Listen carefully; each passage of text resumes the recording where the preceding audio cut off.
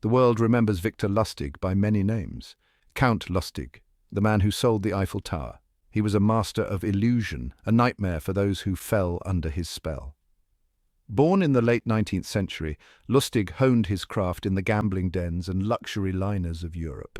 He possessed an uncanny ability to sniff out weakness, exploiting the greed and naivete of those he deemed ripe for the picking. But none of his exploits could match the sheer audacity of his most famous scheme selling the Eiffel Tower.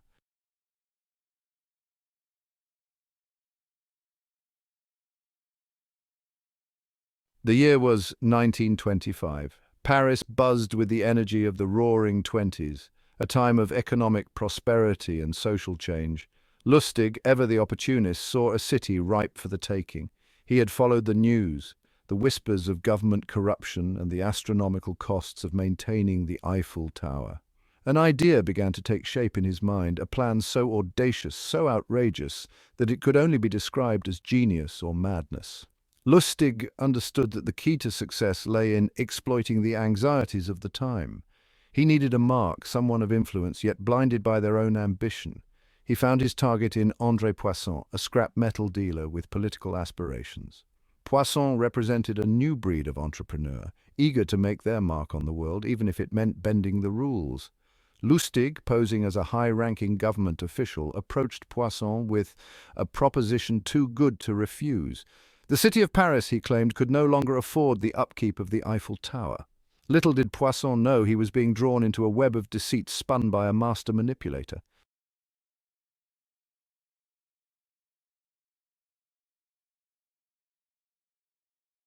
Victor Lustig was born Robert V. Miller in 1890 in the sleepy town of Hostin, Bohemia.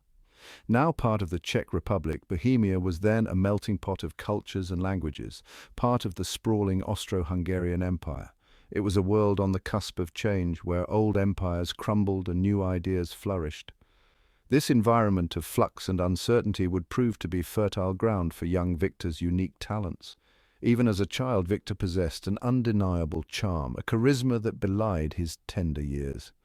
He was quick-witted, fluent in 5 languages by the age of 12, and displayed a knack for persuasion that was both impressive and unnerving.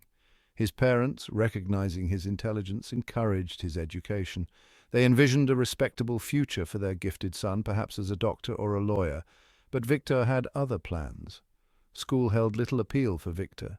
The bustling markets of Hostin, filled with traders and their wares, held a particular allure.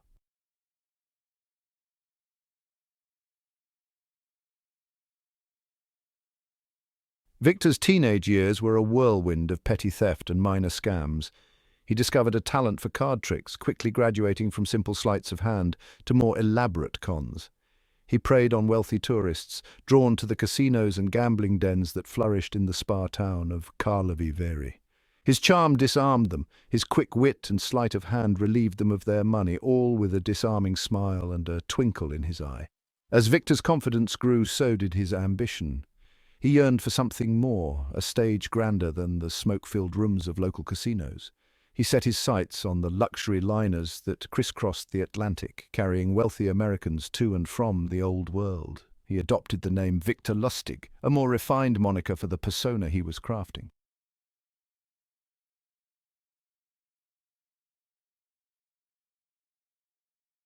Lustig's transatlantic voyages became his hunting ground. He moved through the luxurious salons and card rooms with ease, his eyes constantly scanning for his next mark. He was a master of observation, noting subtle cues, a flicker of greed in a businessman's eye, the flash of expensive jewelry on a socialite's wrist. He tailored his approach to each individual, weaving elaborate tales of wealth and misfortune, always playing on their desires, their vulnerabilities. One of Lustig's most infamous cons involved a money-printing machine. He'd convince wealthy individuals he possessed a device that could flawlessly duplicate banknotes. Lustig's victims, blinded by avarice, willingly handed over thousands, convinced they were investing in a sure thing.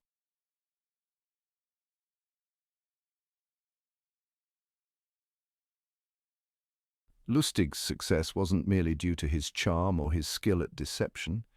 He possessed a keen understanding of human psychology, an almost intuitive grasp of what made people tick. He recognized that greed and naivete were universal weaknesses, that everyone harbored secret desires, dreams of wealth and success that could be exploited. He studied his marks, learning their weaknesses, their aspirations, their vulnerabilities. He tailored his cons to their specific desires, playing on their insecurities, offering them a glimpse of what they craved most. He wasn't just taking their money, he was offering them a fantasy, a chance to taste a life they believed was rightfully theirs. Lustig understood that the key to a successful con lay not just in the execution but also in the escape. He never lingered too long, never grew greedy.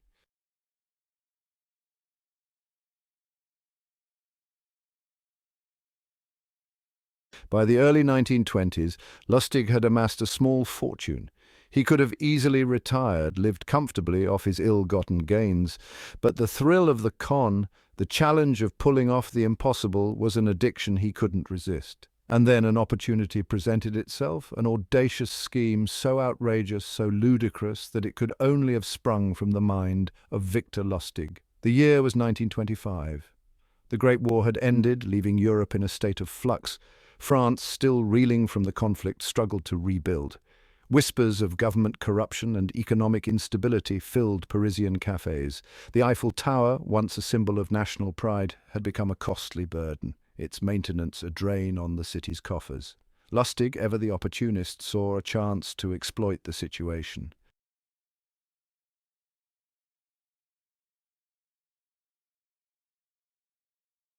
Setting the trap a meeting of marks?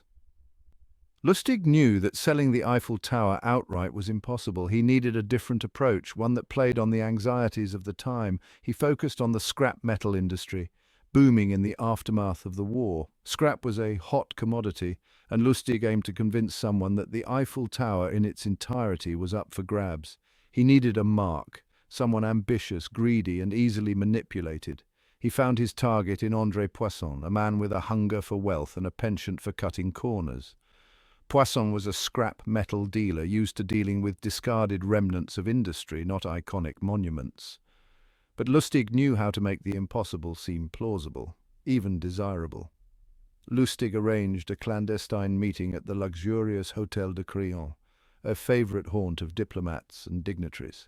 He presented himself as Monsieur Jacques, a high-ranking official from the Ministry of Posts and Telegraphs, an air of authority clinging to him like an expensive cologne. Poisson, both intrigued and intimidated, listened intently as Lustig wove his web of deceit.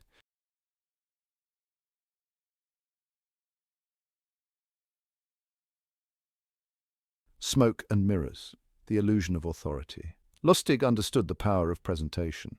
He had forged official-looking documents, complete with government seals and signatures, detailing the supposed plan to dismantle the Eiffel Tower. He spoke in hushed tones, emphasizing the confidential nature of the operation. He played the role of a weary bureaucrat, burdened by a difficult task, seeking a discreet solution to a sensitive problem. Poisson, overwhelmed by the air of secrecy and the prospect of unimaginable profits, was hooked. He saw himself as the man who would dismantle the Eiffel Tower, his name forever etched in the annals of history, albeit for a rather unusual feat. To further solidify the facade, Lustig arranged a tour of the Eiffel Tower for Poisson and a select group of other potential buyers. He bribed a tour guide to play along, pointing out supposed flaws in the tower's construction, emphasizing the need for a swift and discreet dismantling. Poisson, blinded by greed and the fear of missing out on the deal of a lifetime, readily agreed.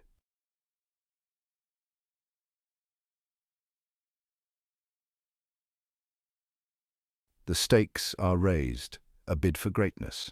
With the trap set and the mark primed, Lustig orchestrated a bidding war among the unsuspecting scrap metal dealers. He played them against each other, fueling their greed, hinting that others were eager to snatch the prize from their grasp. He created an atmosphere of urgency, a sense that this was a once-in-a-lifetime opportunity that wouldn't last long. Poisson, caught up in the frenzy, submitted a bid that was staggering even by Lustig's standards.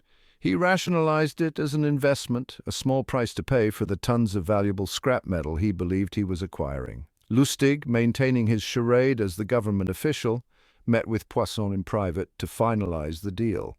He pocketed Poisson's hefty bribe, a payment he claimed would ensure the contract remained in his hands. With a handshake and a promise of further communication, the deal was struck.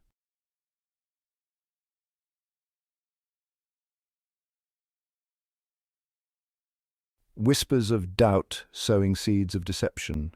Lustig, true to his nature, disappeared with the money before Poisson could realize the enormity of his mistake. He left behind a trail of forged documents, fake identities, and bewildered officials, all struggling to make sense of the audacious con that had unfolded under their noses. As days turned into weeks and the Eiffel Tower remained standing, a sense of unease began to creep into Poisson's mind.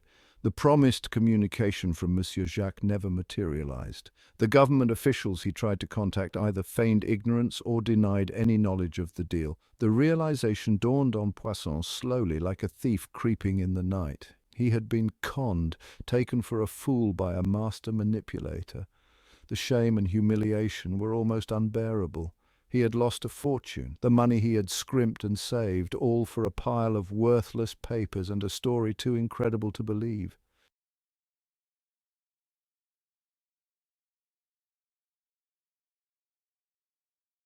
The deal is done, a thief in the night. Lustig, meanwhile, was long gone. He had fled Paris with his ill-gotten gains, leaving behind a trail of bewildered victims and amused onlookers. The story of the Eiffel Tower's sale quickly spread through the city, becoming a source of endless amusement and disbelief. Newspapers had a field day recounting the details of the audacious con, lampooning Poisson and the other gullible scrap metal dealers. Cartoons depicted the Eiffel Tower being carted away on the back of a donkey, or Lustig disappearing into thin air with a suitcase full of cash. The public, for the most part, found the whole affair highly entertaining. Lustig was hailed as a folk hero, a Robin Hood who had outwitted the wealthy and exposed the folly of greed. The authorities, however, were less amused.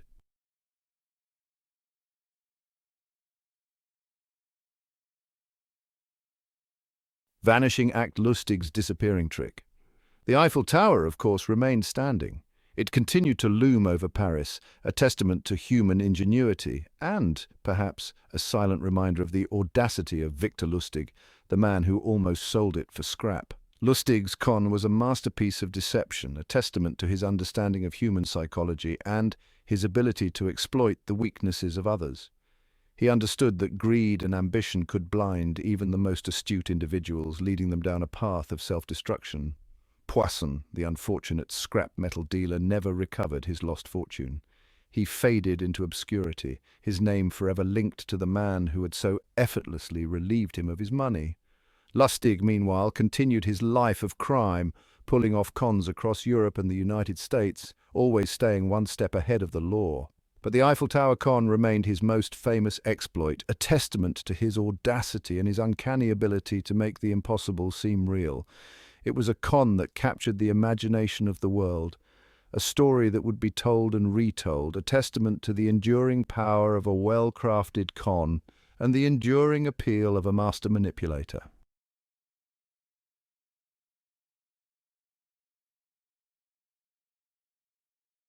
The walls close in, whispers and rumours. Lustig, flush with cash and riding high on his Eiffel Tower triumph, believed himself untouchable. He continued his elaborate cons, targeting the wealthy and gullible. However, Lustig's audacity was a double-edged sword. It made him a legend, but also a target. His name became synonymous with audacious deception. Scorned businessmen and law enforcement were eager to see him brought to justice. Lustig's downfall was a result of his own hubris. In the early 1930s, Lustig crossed paths with J. Edgar Hoover and the FBI.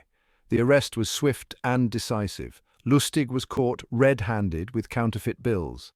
The man who sold the Eiffel Tower was finally brought low.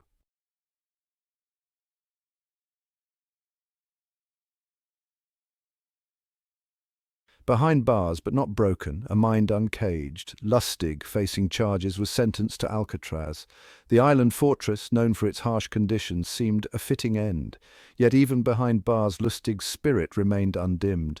Prison life was a far cry from the luxury Lustig knew. He was now just another inmate, stripped of his persona. Yet Lustig found ways to thrive. He befriended guards and inmates, his charm potent as ever. He regaled them with tales, embellishing his legend, ran small-time cons, even claimed to have an escape plan.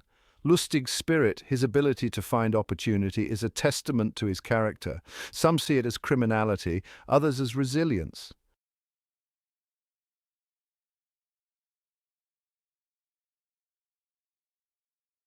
The art of the con. Victor Lustig died in Alcatraz in 1947. The official cause was pneumonia, but rumors persisted he faked his demise. Lustig's legacy as a master conman was secure. His name is synonymous with audacious deception. He is remembered for the sheer audacity of his schemes. In the annals of crime, Lustig occupies a unique niche. Why do stories like Lustig's continue to fascinate us? Perhaps it's the thrill of the con, the vicarious pleasure of watching someone outwit their fellow man. Whatever the reason, Lustig's story continues to resonate, a reminder that truth is often stranger than fiction. Victor Lustig's most remarkable feat wasn't selling the Eiffel Tower, it was selling belief. He understood that the human desire for a good story could be more potent than any tangible asset. The Eiffel Tower was merely a stage in the grand illusion he crafted. His true artistry lay in making people believe the impossible was within reach. Lustig's cons were about the thrill of the performance and the satisfaction of orchestrating a flawless illusion. While the Eiffel Tower remains Lustig's most famous exploit, his life was a tapestry of countless schemes. A master of disguise and human psychology, he left a trail of bewildered victims across continents. Lustig's story reminds us that cons can exist in plain sight, disguised in tailored suits and charming smiles. The fertile ground for a con man is human desire and ambition. Lustig's legacy is a cautionary tale about critical thinking and skepticism.